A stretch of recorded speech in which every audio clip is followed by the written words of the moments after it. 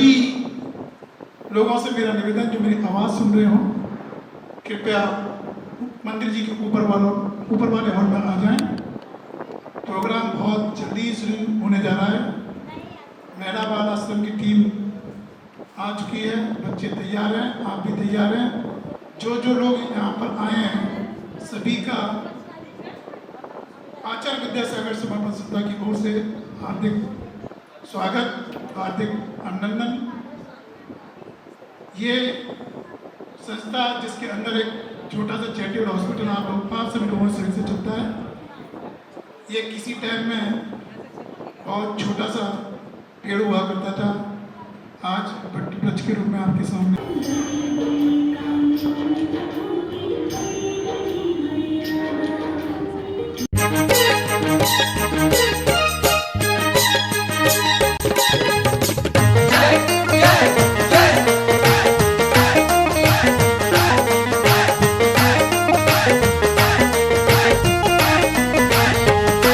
हम वंदन करते हैं, अभिनंदन करते हैं। हम वंदन करते हैं, अभिनंदन करते हैं। प्रभु सा बन जाने को प्रभु दर्शन करते हैं। प्रभु सा बन जाने को प्रभु दर्शन करते हैं। हम वंदन करते हैं, अभिनंदन करते हैं। प्रभु सा बन जाने को प्रभु दर्शन करते हैं।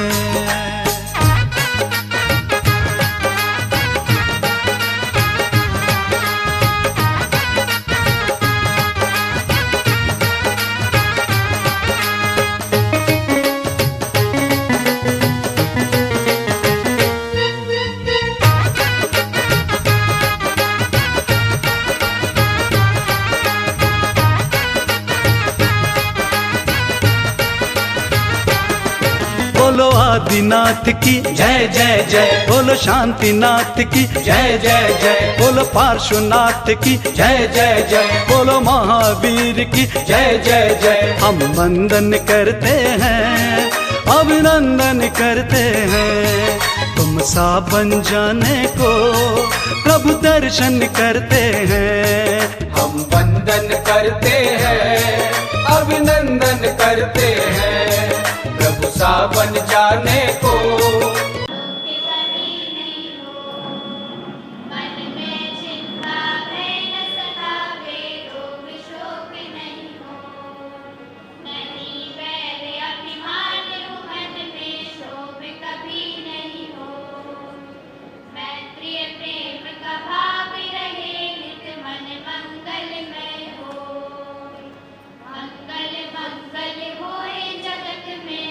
मंगलमय हो।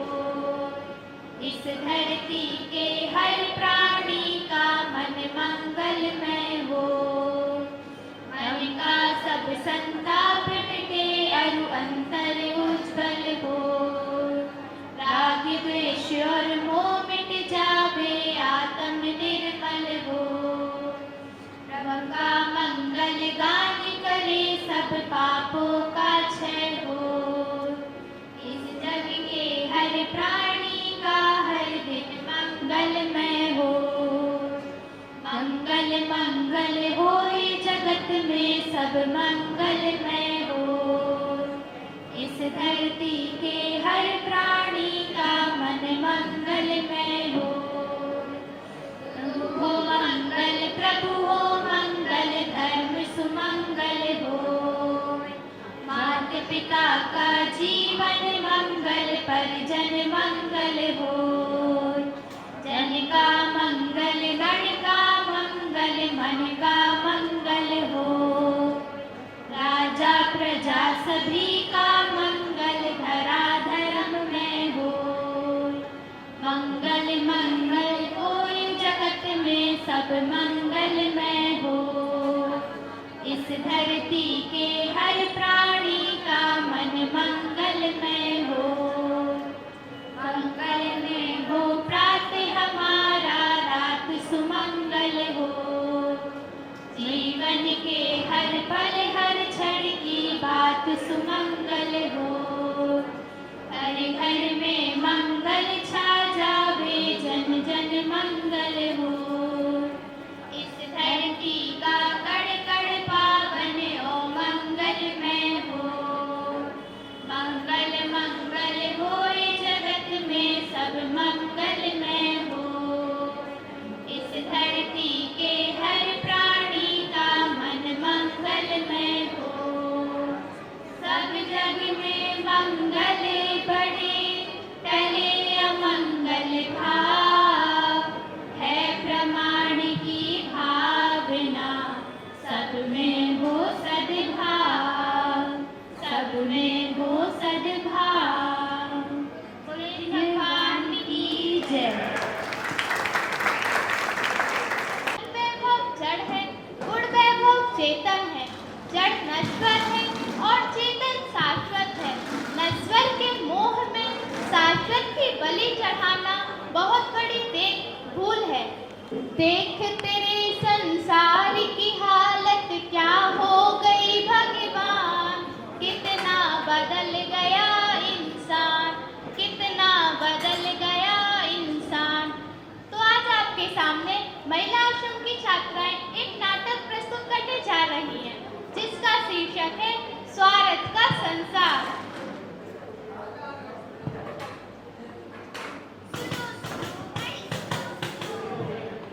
सुनो सुनो भाई, सुनो सुनो। अरे चंकू, एकदम सही बात कही है तूने। इस संसार में कोई भी अपना नहीं है। सगे संबंधी भी स्वार्थी हैं, स्वार्थी। अरे मंकू, एकदम सही बात कही है। तभी बारे भावना में आता है, आपे अकेलो अब करे, मरे अकेलो होए। यूं कबहू इस जीव को साथी सगा न कोई। तो आइए देखते हैं स्वार्थ का संसार। पहला दृश्य, सेठ चंदूराम अपनी गद्दी पर बैठे हैं और अपने पुत्रों से वार्तालाप कर रहे हैं।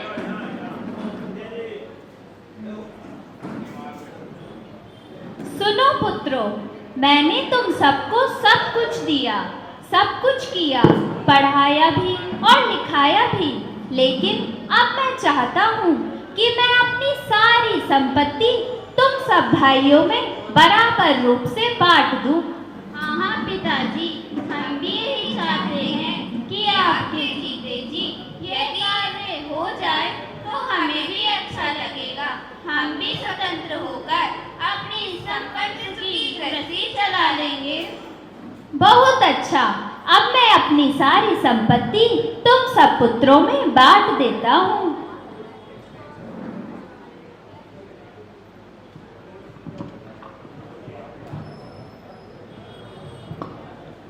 अरे चंकू, सेठ चंदूराम ने अपनी इतनी सारी संपत्ति चुटकियों में अपने पुत्रों के नाम कर दी। अरे वाह मंकू, लालची पुत्रों की तो निकल पड़ी।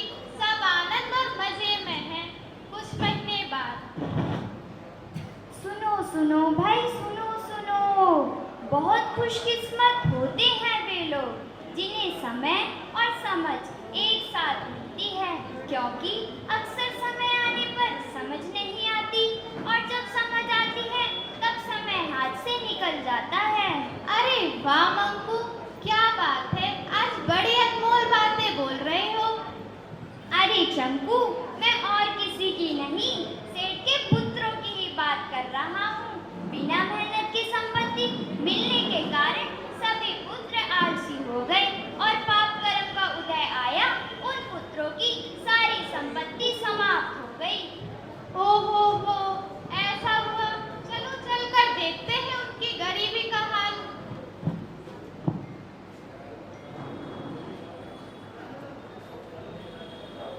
अजी, सुनते हो कि नहीं, घर में सारा राशन खत्म हो गया है। जाओ कुछ कमा कर तो लाओ। अरे जब देखो तब तुम इसी प्रकार चिल्लाती रहती हो। अब मेरे पास एक फूटी कौड़ी नहीं जो मैं तुम्हें सब ला कर दूं। और पिताजी ने जो दिया था वो खर्च हो गया है। सुनो जी? शादी करके तो मुझे घर ले आए, बच्चों के पहनने तक के कपड़े नहीं हैं। दिन भर बाप की कमाई खाते हो, खुद मेहनत करो तो मालूम पड़े। मैंने कितनी बार कह दिया है, मेरा दिमाग खराब मत करो। मेरे पास एक खोटे रुपया भी नहीं है। कहाँ से बच्चों के पहनने का कपड़े लाऊं? कमाना धमाना मुझे नहीं आता। अजी, मैं तो सुन सुनकर तंग आ गई हूँ। उनके पास देखो कितना अच्छा बंगला, कार, मोटर, गाड़ी भी है। ना जाने हमारे नसीब में कब होगा। अरे तुम मेरा सिर क्यों खा रही हो?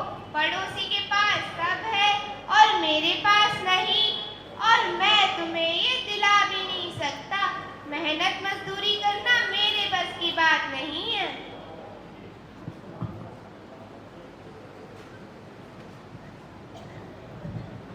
हमारी शादी को कितने वर्ष हो गए हैं। कब से कह रही हूँ मुझे मुंबई तो घुमा ले जाओ।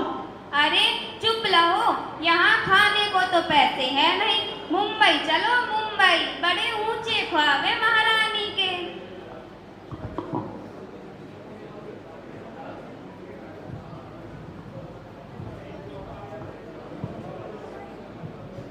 आखिर तुम सब भाई मिलकर पिताजी के पास क्यों नहीं जाते? जाओ, क्या पता पिताजी और धन दे दे हमें। और पिताजी के पास कुछ नहीं हुआ तो? यदि पिताजी के पास कुछ नहीं हुआ तो हम बाजार में पिताजी को ही बेच देंगे। अरे तुम ये क्या कह रही हो? अरे अब ये बूढ़े पिताजी किस काम के? इन्हें बेचकर कुछ पैसे तो हाथ में आएंगे। हाँ हाँ, इसके अलावा हमारे पास कोई और विकल्प नहीं है। हाँ चलो पिताजी के पास चलते हैं। सेठ जी अपने कमरे में बैठकर कुछ सोच रहे हैं।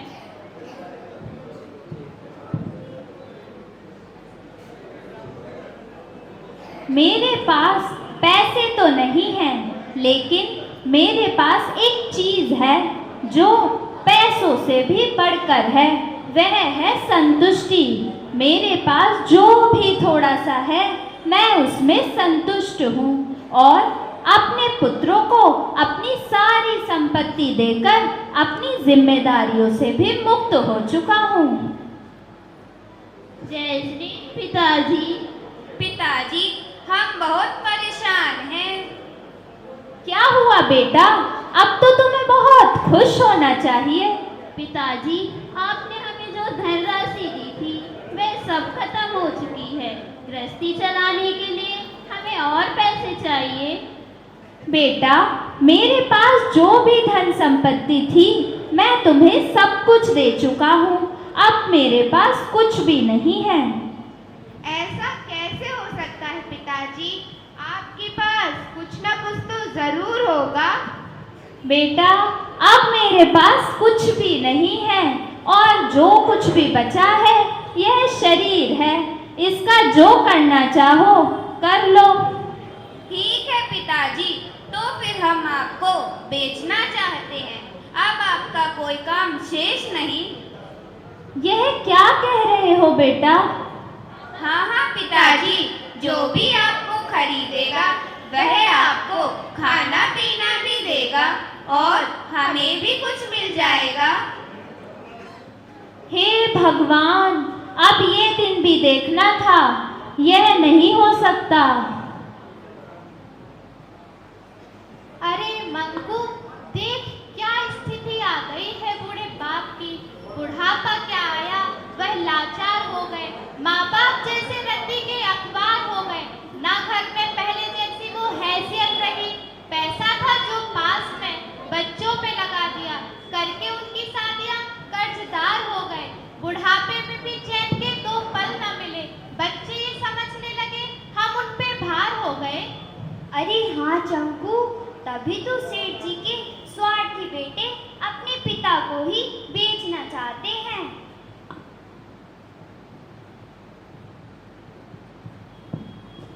जो अपने दुख छिपाकर अपने बच्चों की इच्छाओं को पूर्ण करें, ऐसे होते हैं पिता। और मैं अपना पिता धर्म निभाते हुए अपने आप को तुम्हें सौंपता हूँ। मुझे जहाँ बेचना चाहते हो वहाँ चलो। हाँ हाँ चलो, फिर देर किस बात की। देखिए ये स्वार्थी संसार, अपने ही पिता को बेचने के लिए बेटे बाजार तक पहुंच गए और कीमत रखी 50,000 रुपए। बाजार का दृश्य। बाजार में तरह तरह की चीज़ें मिल रही हैं, सब्जी वाले, फल वाले, चूड़ी वाले। अजी बाबूजी, सब्जी ले लो, फल ले लो, कुछ तो ले लो। तरह तरह की चीज़ें मिल रही हैं, आप कुछ आकर ले लीजिए बाबूजी। सभी बूढ़े बाप की कीमत पूछकर चले जाते हैं, लेकिन कोई उन्हें 2 रुपयों में भी नहीं खरीदता। यहाँ पर जो भी सामान नहीं बिका है उसे हम खरीदेंगे। यह भी नहीं बिके हैं। तो कितनी कीमत है इनकी? 50,000 रुपए। अच्छा, यह लो 50,000 रुपए।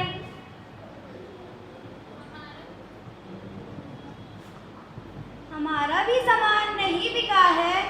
अच्छा, आप लोग भी अपना सामान लेकर राजमहल आ जाइए। अच्छा सेठ जी, चले। अरे मंकू, महाराज वो नहीं होते जिनके सर पे ताज और पैरों के नीचे मखमल हो। महाराज वो होते हैं जिनके दिल में अपनों के लिए प्यार और उनकी बाजुओं में रक्षा करने की ताकत हो। तो ऐसे दयालु महाराज पदम सेन दरबार में पधार रहे हैं। राज दरबार की बैठक। महाराज की जय हो, महाराज की जय हो। अरे सैनिक, यहाँ इन्हें क्यों लाए हो? महाराज, आज इन्हें इनके पुत्रों ने बाजार में बेचा है। कैसा जमाना आ गया है। देखो, तुम बाबा जी की अच्छी तरह सेवा करना, इनको कोई तकलीफ नहीं होनी चाहिए। जो आज्ञा महाराज।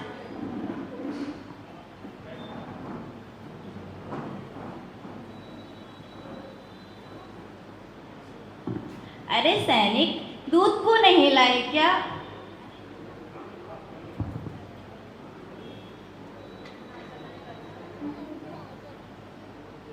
महाराज की जय हो। महाराज, हमारे महाराज ने आपके 4 प्रश्न भेजे हैं और इस प्रकार कहा है कि अगर आप इन प्रश्नों के उत्तर दे देंगे तो अपना आधा राज्य आपको सौंप देंगे। मगर प्रश्न तो बताइए। और ये भी कहा है कि अगर आप इन प्रश्नों के उत्तर नहीं दे पाए तो आपका राज्य छीन लेंगे। ठीक है, लेकिन पहले प्रश्न तो बताइए। पहला प्रश्न है, यहाँ भी है और वहाँ भी है। दूसरा प्रश्न है, यहाँ है पर वहाँ नहीं।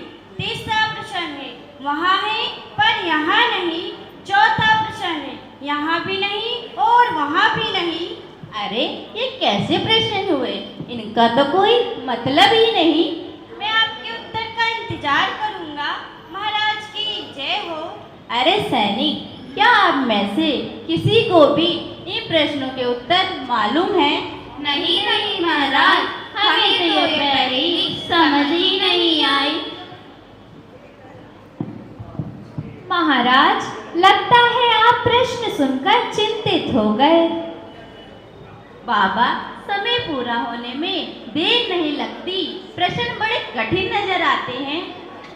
प्रश्न बहुत ही सरल है महाराज।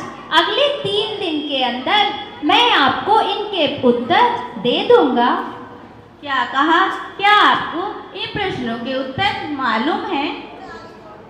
जी हाँ महाराज, अगर यह प्रश्न मैंने आपको दे दिए तो इन उत्तरों को मैं हल यूं कर दूंगा।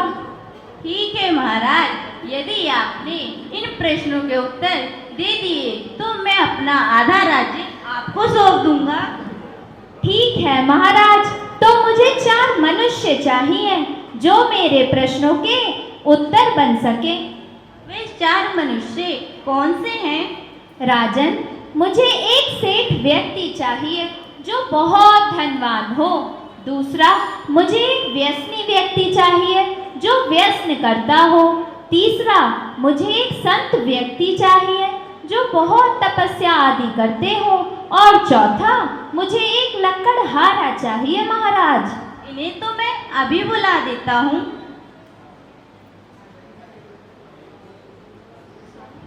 सैनिक, जाओ इन 4 व्यक्तियों को राज्य से ढूंढ कर लेकर आओ और दूध को भी लेते आना। जो आज्ञा महाराज। ये बाबा जी भी ना सटिया गए हैं और राजन भी ना इनके चक्कर में अपना राज्य ना गवा दें। सैनिक को रास्ते में एक धनी व्यक्ति मिलता है। धन तथा इच्छाओं का अटूट रिश्ता है। इसी धन को पाने के चक्कर में कई बार इंसान जीवन जीना ही भूल जाता है। बस सारी उम्र पैसा पैसा ही करता रह जाता है। खैर, अगर आप जीवन की कड़वी सच्चाई से परे हैं, यदि आप धन के इच्छुक हैं, तो दान करो। दान करने से पुण्य धन बढ़ता है। सेठ जी चलिए। अरे अरे, मुझे कहाँ लेकर जा रहे हो? अभी मुझे अनाथ आश्रम और अस्पताल में दान देने के लिए जाना है। सेठ जी, महाराज ने आपको राजमहल में बुलाया है। अब महाराज ने बुलाया है तो शीघ्र जाना ही पड़ेगा।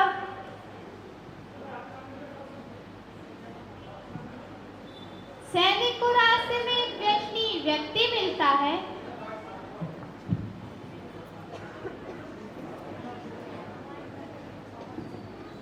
बहुत अमीर होती है ये अनोखी बोतलें, पैसा चाहे जो भी लग जाए सारे गम खरीद लेती है।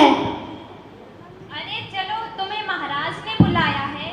अरे मेरा हाथ छोड़ो, या तो मेरा घर नहीं है। तुम्हें चलना ही होगा, तुम्हें महाराज ने बुलाया है।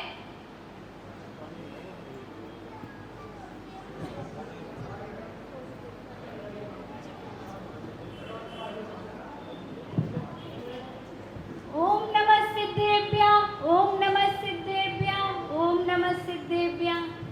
जय जिनेंद्र महात्मा जी। महात्मा जी, राजन ने आपको राज दरबार में बुलाया है। हम जंगलों में रहने वाले साधुओं से महाराज को क्या काम? महात्मा जी, महाराज ने आपको बुलाया है और आपको चलना ही होगा।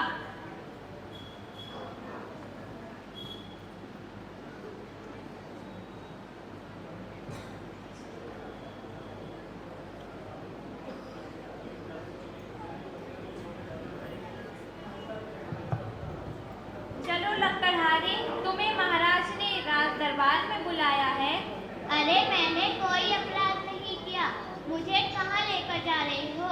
अगर मैं काम नहीं करूँगा तो मेरे घर का चूल्हा कैसे जलेगा?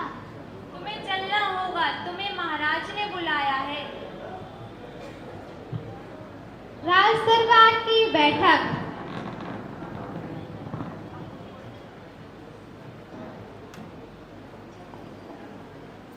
महाराज की जय हो।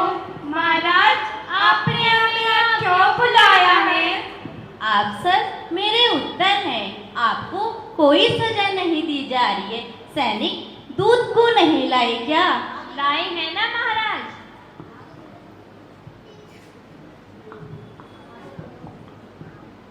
महाराज की जय हो। महाराज, क्या आपको मेरे प्रश्नों के उत्तर मिल गए? हाँ, हम आपके उत्तर सजीव रूप से ले आए हैं। उत्तर हमारे बाबा जी देंगे। तो जल्दी बताइए बाबा जी।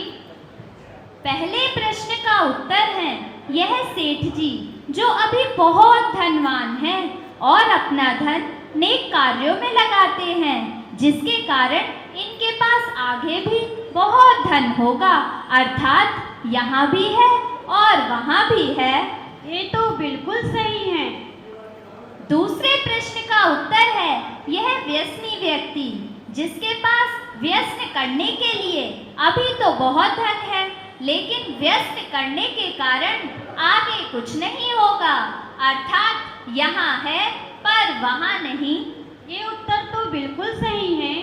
तीसरे प्रश्न का उत्तर है, यह संत व्यक्ति जिनके पास अभी कुछ भी नहीं है, लेकिन तपस्या आदि करने के कारण इनके पास आगे बहुत कुछ होगा, अर्थात यहाँ नहीं पर वहाँ है।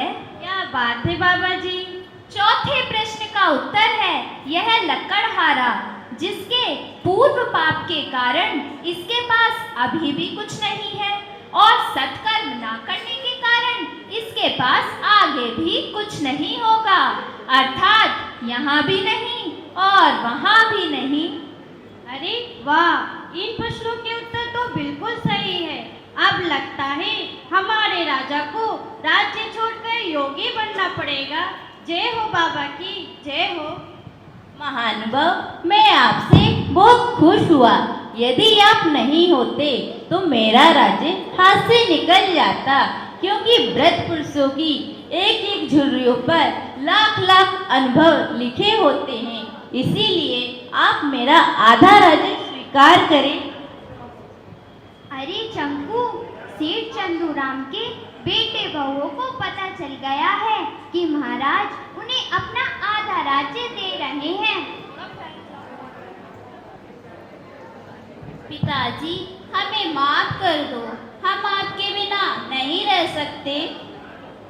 महाराज, आप मुझे आधा राज्य दे तो रहे हैं, लेकिन अब इस स्वार्थी संसार से मेरा मन टूट चुका है। हम समझ सकते हैं पिताजी, यह आधा राज्य आप हम सब पुत्रों को सौंप दीजिए। ये तुम क्या कह रहे हो? तुम कितने स्वार्थी हो। अपने स्वार्थ के लिए तुमने अपने पिता को ही बेच दिया। तुम्हें पता है पिता कौन होते हैं? पिता वे होते हैं जो कभी भी अपने बच्चों पर दुख की परछाई नहीं आने देते। ऐसे होते हैं पिता। जिस प्रकार एक कुम्हार की थाप से मिट्टी भी सुंदर घड़े का रूप ले लेती है, ठीक उसी प्रकार एक पिता अपने पुत्र को डांट फटकार कर एक सुंदर पुत्र का निर्माण करता है। ऐसे होते हैं पिता। तुमने अपने स्वार्थ के लिए अपने पिता को ही बेच दिया। शर्म आनी चाहिए तुमको। हमें माफ कर दीजिए पिताजी, और आप हमारे साथ अपने घर चलिए। हम इस स्वार्थ के संसार में ऐसे खो गए कि हमने अपने ईश्वर समान पिता को ही बेच दिया। पुत्रों, मैंने तुम्हें माफ किया, लेकिन जिस दौलत के कारण मुझे मेरे पुत्रों ने ही बेच दिया, ऐसे दौलत को मैं सख्त निखारता हूँ और ऐसे स्वार्थी संसार में अब एक पल भी नहीं रहना चाहता। अब मैं जिन दीक्षा लेकर अपनी आत्मा का कल्याण करूँगा। तो जैसा कि देखा आप सबने महानुभाव, यह है हम सबका स्वार्थी संसार जो सदियों से चलता आ रहा है और सदियों तक चलता रहेगा। नींद अपनी भुलाकर सुलाया हमको, आंसुओं को अपने गिराकर हंसाया हमको। दर्द कभी ना देना उन हस्तियों को, भगवान ने माँ बाप बनाया जिनको, भगवान ने माँ बाप बनाया जिनको। जय जिन्हें। आज के यमुना विहार जैन समाज की जो नाम गौरव किया है और नाम पूरे हिंदुस्तान में नहीं बल्कि पूरे विश्व में नाम को प्रख्यात किया है, वो पौत्र हैं मास्टर चमनलाल जी के IPS कुणाल जैन। वो आए मंच पर और हमारा अतिथि स्वीकार करें। IAS IPS निकले हैं, तो ऐसे शख्सियत को मैं नतमस्तक हूँ। आचार्य विद्यासागर समाज जनता इनका स्वागत करके गदगद है, मन प्रसन्न है। इनकी अलौकिक मेरे दादा और अम्मा जी ने इतना ज़्यादा धर्म करा है और उसी का पुण्य हमें मिल रहा है। ये हमने अपने परिवार में देखा है कि हम कोई भी काम करते हैं अपने आप ही रास्ते निकलते चले जाते हैं, और इसका सिर्फ एक ही श्रेय है कि हमारे बाबा अम्मा इतना पुण्य करते हैं, इतना धर्म करते हैं। तो बस मैं उन्हीं को प्रणाम करता हूँ और अपनी बात को विराम करता हूँ। सबसे यंग मास्टर गुरुजी चमनलाल जी, उनके प्रेरणा से, उनके पुण्य से ये बच्चे ने जहाँ पर उससे कहते जो ऊंचाइयाँ छुई हैं, निसंदेह बहुत धन्यवाद के पात्र हैं। धन्यवाद।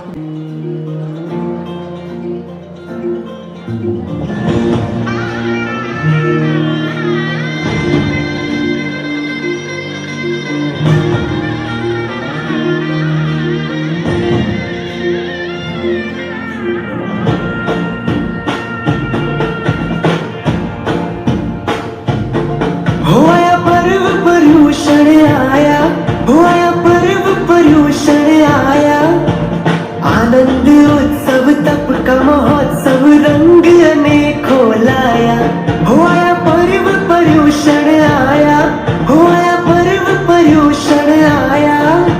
क्षमापना जीव दया से हमको मुक्ति दिलाने आया। जिनवर नु दरबार सजावो आंगन मां, जिन वाणी जयनाथ गूंजे शासन मां, गूंजे शासन मां। अष्टद्रव्य सुपूजा बढ़ावो मंदिर मां, आओ रे सखियों भक्ति रचावो जिनवर नाम। संयम नु मंग जगावो अंतर मां, धर्म ध्वजा लहराओ भक्तों शासन मां।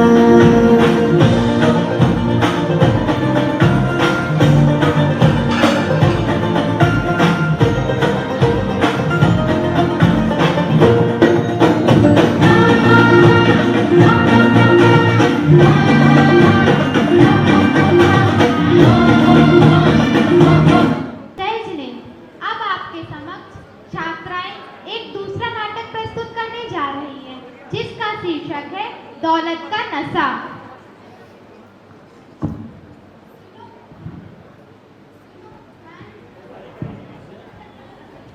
सुनो मैं दौलत का हूँ राम, सुनो मैं दौलत का हूँ राम। धन है जन है सभी वस्तु है, नहीं कमी का काम। दो पुत्र आज्ञाकारी रहते आठों याम, मेरा इंद्रपुरी सा धाम। सुनो मैं दौलत का हूँ राम। इतना द्रव्य भरा है मेरे, लू खरीद कई ग्राम। निर्धन और भिखारी को मैं देता नहीं छह दाम, तभी बन पाया दौलत राम। सुनो मैं दौलत का हूँ राम। सभी बात का सुख है मुझको, है पूरा आराम। पत्नी भी क्या है मेरी, सब्ज परी गुलफाम। खुशी के पीता भर भर जाम, सुनो मैं दौलत का हूँ राम।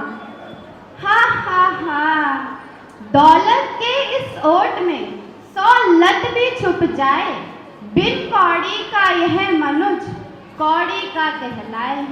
जो है सो है, सब आनंद ही आनंद है। देखिए, आप लोग कोई ईर्ष्या ना करें।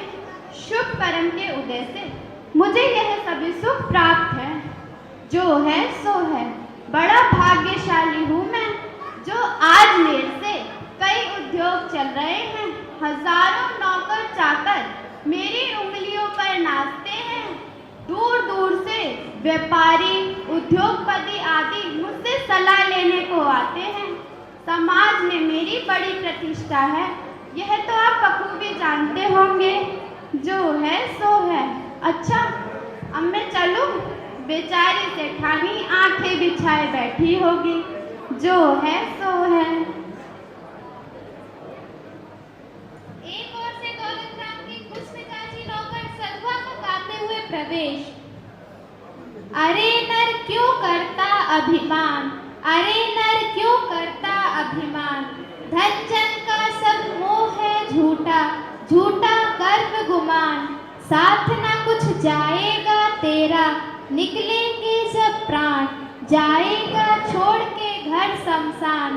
अरे नर क्यों करता अभिमान, अरे नर क्यों करता अभिमान। पुण्य पाप ही साथ जाएगा, संतों का फरमान, मोह लोभ को त्यागे वन नहीं, होगा आत्म कल्याण। जरा तो सुन ले देकर कान, अरे नर क्यों करता अभिमान, अरे नर क्यों करता अभिमान। परिग्रह तो दुख का कारण है, इसमें सुख नहीं जान। सुख तो है संतोष में बंदे, बात सही ले मान। समझ कर करते सही निदान, अरे नर क्यों करता अभिमान, अरे नर क्यों करता अभिमान। दौलतराम के दूसरे नौकर बधवा का आना। हा हा हा हा। अरे यार सधुआ, आज तुम किस खुशी में मशगूल हो रहे हो? अरे वाह, आओ दोस्त बधुआ, बड़े मौके पर आए हो। राम जाने। क्यों, क्या कहीं से दावत का निमंत्रण आया है? हा हा हा। अरे यार, तुम भी कैसी बात करते हो? दावत और इस जमाने में? राम जाने। मगर जाने दो इन बातों को, एक बात सुनो। अच्छा, सुन रहा हूँ। मैंने सेठ दौलतराम को एक नसीहत देने की विचारी है। राम जाने। हा हा हा। अरे भाई वाह, भाई वाह, वे तो बनिया है। क्या कभी तुमने चिकने घड़े पर भी पानी ठहरा देखा है? अरे यार, बस वही तो तुम नहीं समझे। अरे उसको अपनी दौलत का नशा हो गया है। वह मोह के दलदल में पूरी तरह फंसा हुआ है और यह सोच रहा है कि दुनिया से कूच करते समय ये सारी दौलत अपने साथ लेकर जाएगा। तभी तो रात दिन धन संचय में लगा रहता है। बस मैं उसे इसी अज्ञानता का बोध करा देना चाहता हूँ। हुआ अभिमान दौलत का, उसे एकदम गिरा दूंगा। मैं किसी षड्यंत्र के द्वारा उसे सतपथ दिखा दूंगा। मगर ऐसा करने से तुम्हें क्या मिल जाएगा? क्या मिल जाएगा? अरे यार, बस वही तो तुम नहीं जानते। राम जाने। अरे मैं उनकी बहुत वर्षों से सेवा करता आया हूँ। राम जाने। खाया है नमक बहुत उनका, नहीं नमक हराम कहूँगा। कर हूँ सच्चा सेवक तो बस सतपथ पर उन्हें लगाऊंगा। मेरा मालिक अन्यायी है पर पंछी है, कटधर्मी है। कुछ कर्तव्य समझ अपना, फिर भी काम में उनके आऊंगा। तो फिर कौन सी युक्ति सोची है तुमने? ये अभी नहीं बता सकता, समय अपने आप बता देगा। तब तक मैं सेठ जी से 1 सप्ताह की छुट्टी ले आता हूँ। मुझे कार्यवश बाहर जाना होगा। तब तक तुम सेठ जी की ईमानदारी से सेवा करते रहना। राम जाने। ठीक है भाई, मगर तुम जल्दी आना। तुम्हारे बिना मेरा मन बिल्कुल नहीं लगता। ठीक है, शीघ्र ही। बैठक का कमरा, मोटी मसनद के सहारे सेठ दौलतराम बैठे हैं। सधवा आता है। सेठ जी, मुझे छुट्टी चाहिए 7 दिन की। हाँ, छुट्टी चाहिए इन्हें। जब देखो तब छुट्टी छुट्टी। काम कौन करेगा? जो है सो है। अच्छा ये बता, तुझे जाना कहाँ पे है? सेठ जी, यात्रा के लिए जाना है। यदि आपकी कृपा हुई तो मेरी यात्रा सफल हो जाएगी मालिक। अच्छा जा, मगर जल्दी आना। अच्छा सेठ साहब। अब चलूंगा चाल में, अद्भुत निराली देखना। जा नहीं सकता कभी भी बार खाली देखना।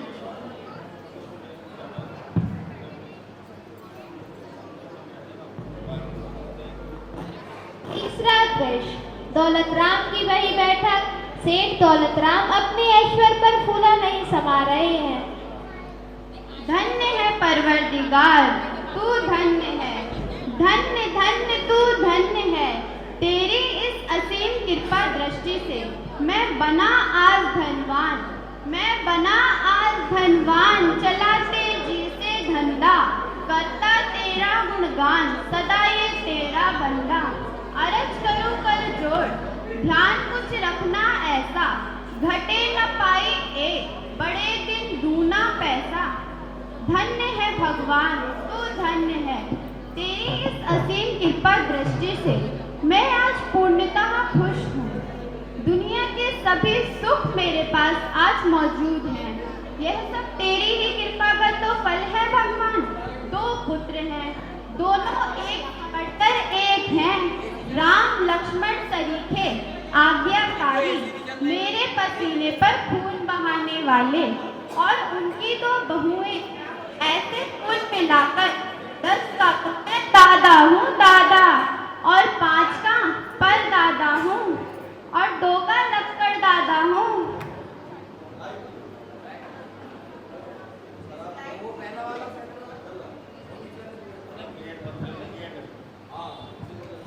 सहसा एक साधु का प्रवेश। आहा हा, और क्या सेठ, और भी जो कुछ कहना है वह भी कह लो, कुछ बाकी ना रह जाए। आइए महाराज आइए, इधर विराजिए। अरे ये भिखमंगा कहाँ से आ टपका, जो है सो है। और हाँ महाराज, अब मैं क्या ही बताऊं, मेरा ये शरीर ही देख लो। 100 वर्ष में कुछ ही घटता हूँ, जो है सो है। दांतों से तेर भर चने की चूरी कर डालूं, आंखों से दूज के चंद्रमा की चांदनी में चिट्ठी पर डालूं। अब आप ही बताइए महाराज, मैं पूरा सुखी हूँ या नहीं? हाँ सेठ हाँ, तुम पूरे भाग्यशाली हो, लेकिन इस अवस्था में तो तुम्हें कुछ अपनी आत्मा का कल्याण करना चाहिए। ये आप क्या कह रहे हैं महाराज? मैं तो इस परिवार में बैठा ही साक्षात कुंठ का अनुभव कर रहा हूँ। मुझे अब कौन से कल्याण की कमी है? यह स्वर्ग समान सदन मेरा है, दुनिया के ऐश्वर्य सभी। कह दो क्या कमी रह गई बाकी, कर दो पूरी महाराज अभी। सेठ, तुम नहीं जानते कि यह तुम्हारे किसी काम नहीं आ पाएंगे। इनका तुम्हारी आत्मा से कोई लेना देना नहीं है, और दुखाने पर यह तेरे किसी काम नहीं आएंगे। क्या कहा? ये मेरे काम नहीं आएंगे? ये मेरा साथ नहीं देंगे? हाँ सेठ हाँ, यह तेरे 2 पुत्र जिनके पीछे तू अपना सब कुछ न्यौछावर करने को तैयार है, आफत पड़ने पर यही तेरा साथ छोड़ देंगे।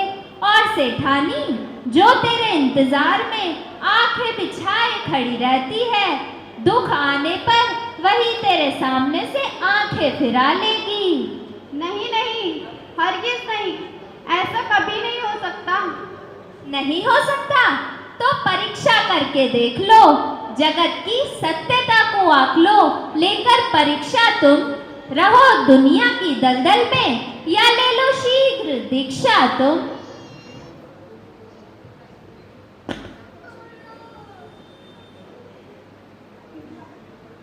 दोनों का अलग अलग प्रस्थान। 4वां दृश्य। सेठ दौलत राम का शयनागार। दौलत राम पलंग पर पड़ा, पेट पकड़कर हाय त्राही मचा रहा है। लड़के आदि दौड़ दौड़ कर आते हैं।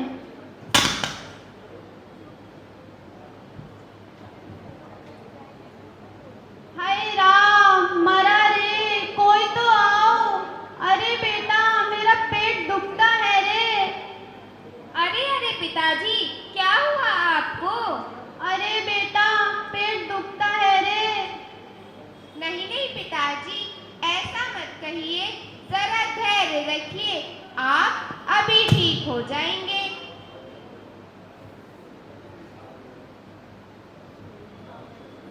ठीक क्या खाक हो जाएंगे? कई डॉक्टर हकीम तो झक मार के चले गए, किसी से कुछ नहीं हुआ। तब सेठ जी को दुकान से घर लाया गया। सेठानी का प्रवेश।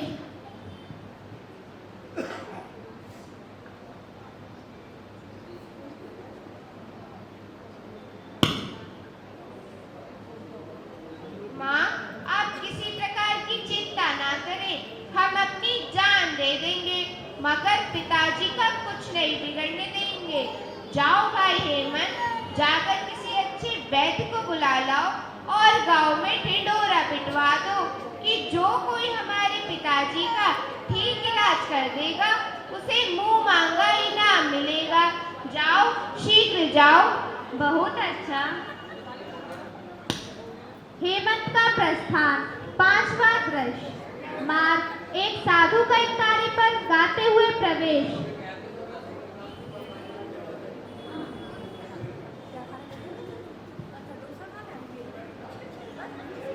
अरे भजो रे मने निस दिन आत्म राम, भजो रे मने निस दिन आत्म राम।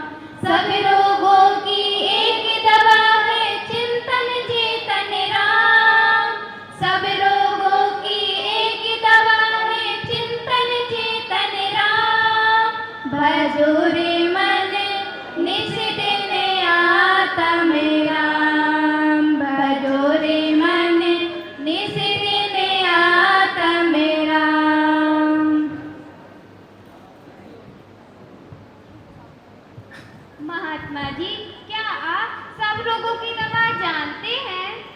मैं तो सब रोगों की एक ही दवा जानता हूँ। महात्मा जी, हमारे पिताजी बहुत बीमार हैं, उन्हें उदर दूर की भारी पीड़ा है। लेकिन तुम हमारी बताई हुई दवा नहीं कर पाओगे। महात्मा जी, हम सब कर पाएंगे, बस आप हमारे साथ हमारे घर चलिए। अच्छा, तुम सब कर लोगे? ठीक है, तो चलो चलते हैं।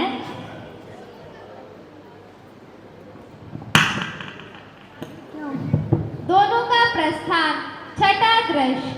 दौलतराम का सैनागार। सेठ जी हाय त्राही मचा रहे हैं। साधु एवं हेमंत आते हैं। अरे पेट दुखता है रे, जल्दी किसी वैद्य को बुलाओ, पेट दुखता है रे।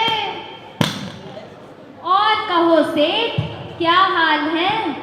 अरे महाराज, शीघ्र कोई उपाय कीजिए, पेट दुखता है। अच्छा तो सेठ, तुम्हारे दर्द की नस अब मेरे हाथ में आ चुकी है, अब तो तुम्हारा दर्द रुक जाना चाहिए। आहा महाराज, अब मेरा दर्द थोड़ा कम हुआ। लेकिन ठहरो सेठ, अभी तुम्हारा दर्द कहीं गया नहीं है। मैं नस यूं छोड़ूंगा कि तुम्हारा दर्द पुनः शुरू हो जाएगा। यह देख लो। हाय राम, महाराज नस को पकड़िए महाराज। हाँ महाराज, नस को ऐसे ही पकड़े रहिए, आपका बड़ा उपकार होगा। लेकिन भला नस पकड़े ऐसे कब तक बैठा जा सकता है? इसका पक्का इलाज होना आवश्यक है, और पक्का इलाज होना असंभव है, असंभव। महात्मा जी, आप पिताजी के दर्द का पक्का इलाज कीजिए, और जो चाहिए सो हमसे लीजिए। हाँ हाँ, पक्का इलाज कीजिए। अच्छा तो सेठ, यह बताओ कि इस घर में तुम्हें सबसे ज्यादा प्यार कौन करता है? महाराज, मुझे मेरे ये दोनों पुत्र ही एक से बढ़कर एक प्यार करने वाले हैं। अच्छा तो भाई सेठ पुत्रों, यह बताओ कि तुम अपने पिताजी के लिए क्या क्या कर सकते हो? हम पिताजी के वास्ते अपनी जान भी दे देंगे। अच्छा, जान भी दे दोगे? तो ठीक है, एक कटोरा पानी ले आओ। बधुआ पानी लाकर देता है।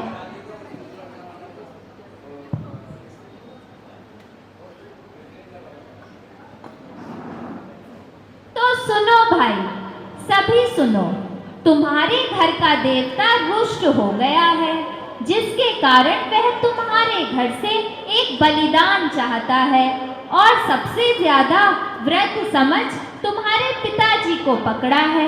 लेकिन तुम अपने पिताजी की जान बचाना चाहते हो ना? हाँ हाँ महात्मा जी, आप पिताजी को देवताओं के पंजे से शीघ्र मुक्त कराइए।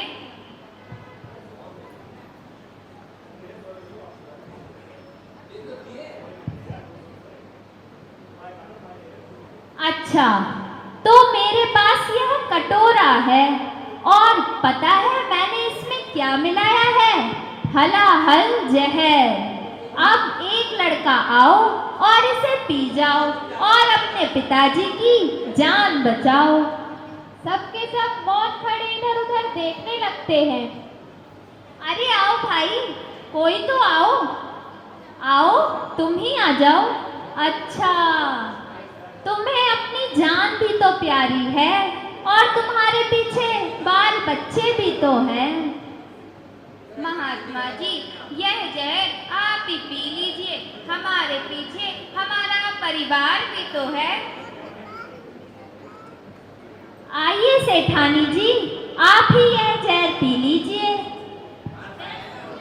वैसे भी आपकी जिंदगी सेठ जी के बिना किस काम की? बाबा जी, और कोई इलाज नहीं हो सकता है इनका? मेरे पीछे तो मेरा पूरा परिवार है। मैं ये जहर कैसे पी सकती हूँ? यदि मेरे रिश्ते का जहर मेरे बदले आप ही पी लें तो? अच्छा,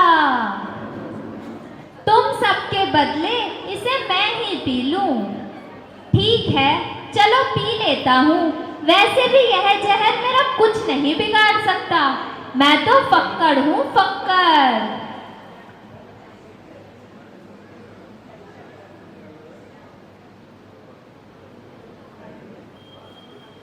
उठो सेठ, अब तो आंखें खोलो। खुल गई महाराज, खुल गई। मेरी मुंदी हुई आंखें खुल गई। अब मैं अच्छी तरह जान गया हूँ कि दुनिया कितनी स्वार्थी है। तुम नहीं जानते सेठ कि जाने अनजाने में तुमने कितने अनर्थ किए हैं। कितने गरीबों को भूखे पेट सुलाकर खुद सुख की नींद सोए हो और कभी दीनहीनों को कुछ नहीं दिया। अपने कर्मचारियों को भी कभी उनकी मेहनत का फल नहीं दिया। केवल अपने सुख समृद्धि के जीवन में लगे रहे। लेकिन इतना सब कुछ करने के बाद भी तुम्हारे हाथ कुछ नहीं जाएगा। सब यहीं का है और यहीं धरा रह जाएगा। इसीलिए मेरा कहा मान, अपनी आत्मा का कुछ कल्याण कर ले। तो अब आप ही बताइए महाराज, मैं क्या करूं? परिग्रह का त्याग और संचित धन का सदुपयोग। महाराज, मैंने अपने मन में संकल्प कर लिया है कि मैं अपनी सारी संपत्ति देश और समाज के हित में लगा दूंगा और भविष्य में जो भी लाभ होगा उसमें से गुजारे योग्य बचाकर अपने कर्मचारियों को उनकी मेहनत का लाभ देकर बचा हुआ शेष धन दीनहीन असहायों की सहायता में खर्च करूंगा।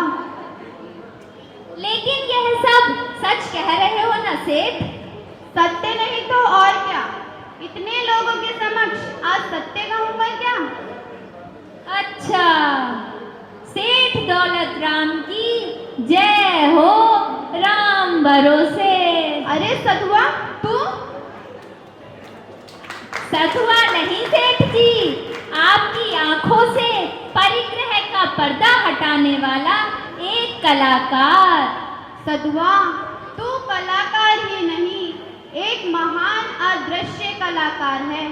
तूने अपने इस कलापूर्ण ढंग से मुझ भूले हुए पथिक को सत्मार्ग दिखा दिया।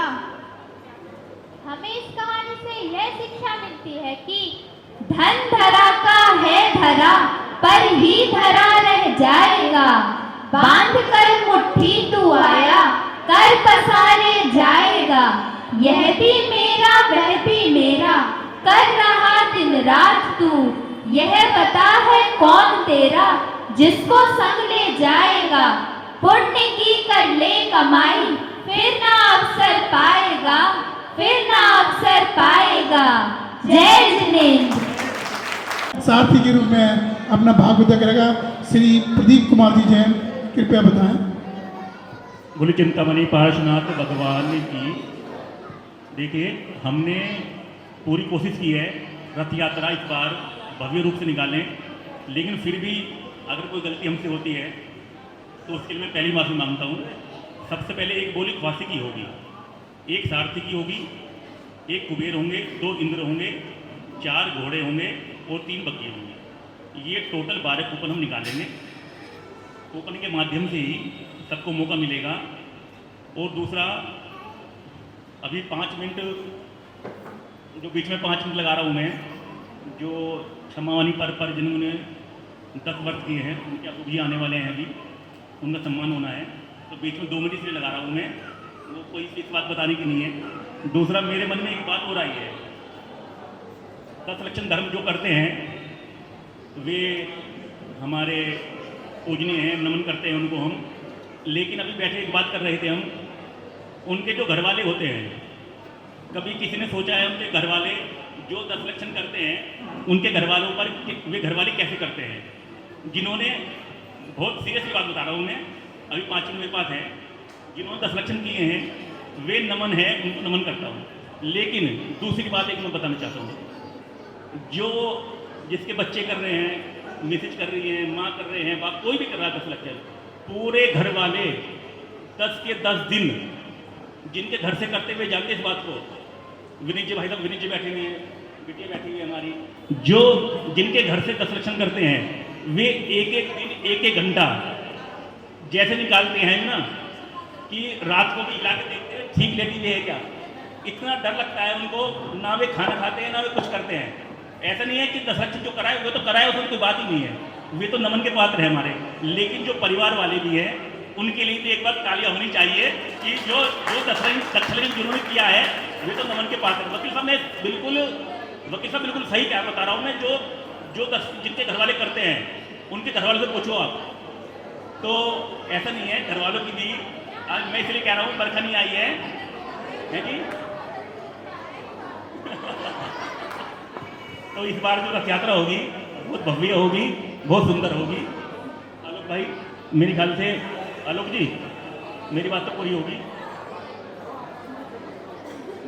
अशोक जी 5 मिनट में आने के लिए कह रहे हैं, या तो पहले नाम अनाउंस कर दो, नाम अनाउंस कर दो।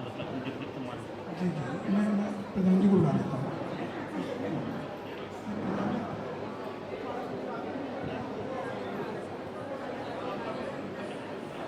मैं सीधे कोई भूमिका नहीं बनाते हुए और निवेदन करूंगा हमारे यमुना विहार के प्रधान श्री सुकुमार चंद जी, संरक्षक श्री सुनील जी जैन आए मंच की ओर, और अशोक डायमंड आर्टमेंट वाले आ चुके हैं, उनका हम स्वागत करेंगे पहले। और जो हमारे बीच हमारे क्षेत्र के विधायक अजय महावर जी पहुंच रहे हैं, और इस बीच डॉक्टर पूजा जैन भी आई हैं, और डॉक्टर नितिन जैन से बात हुई थी, वो अपने ऑफिस कार से बॉम्बे में हैं। तो हम निवेदन करेंगे समाज के प्रधान और समाज और संस्था के प्रधान श्री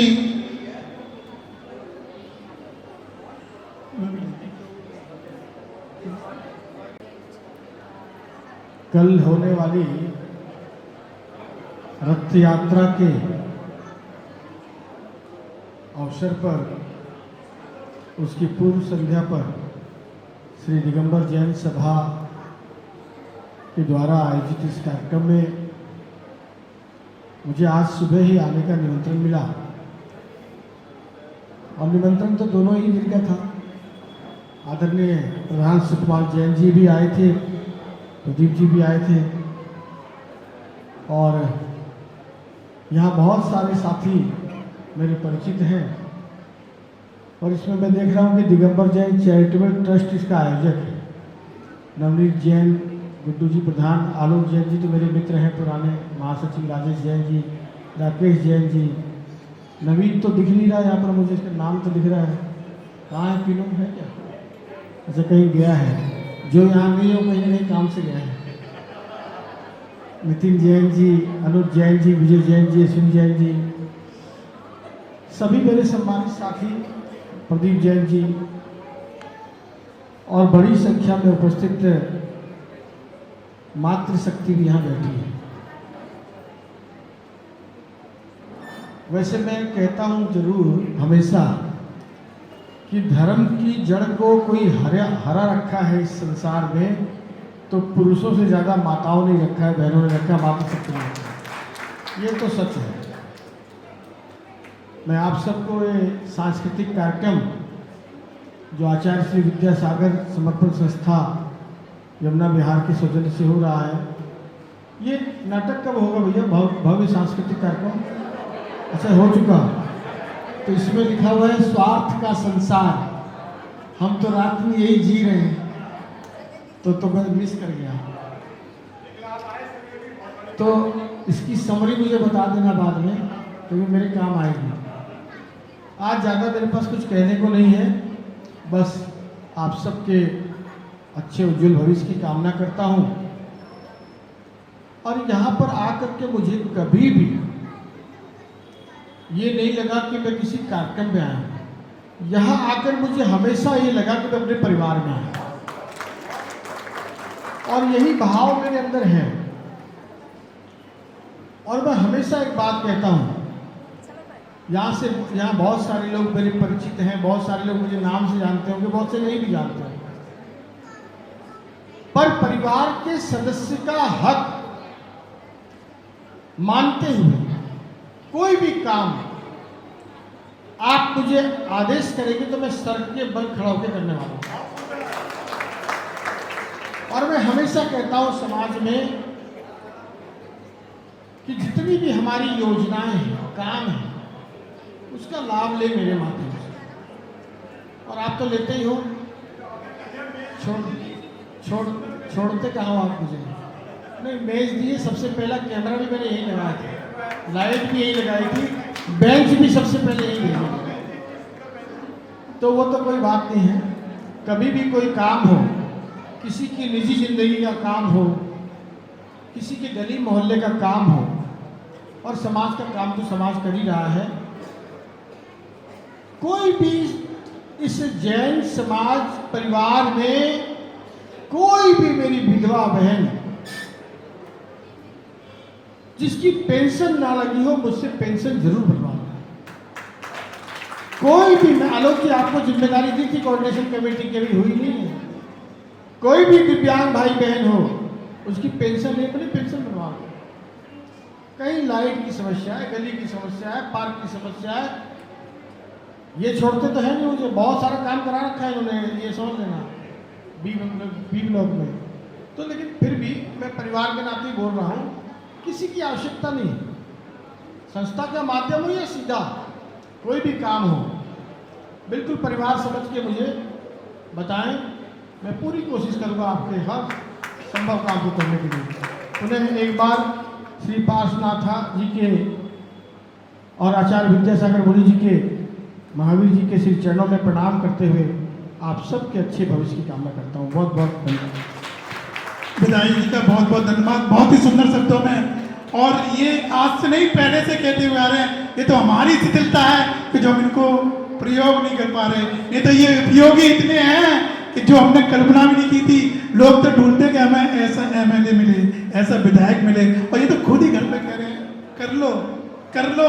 दिव्यांग हो, कोई विधवा हो, पेंशन बनवा लो। अब तो पेंशन का भी रेट भी अच्छा हो गया है। तो उसे किसी के, मैं निसंदेह थोड़ी जिम्मेदारी एकदम ज़्यादा आ गई थी, तो उनको रखते हुए अपने सलाहकार श्री सत्येंद्र कुमार जी का भी सहयोग लूँगा। उसमें एक बना के आपके माध्यम से निसंदेह 2, 4, 5 जो मेरे नॉलेज में हैं उनको मैं पूर्ण कराऊंगा। और बहुत बहुत धन्यवाद, हमारे कहने पर आए। बहुत बहुत हार्दिक धन्यवाद श्री विधायक जी का।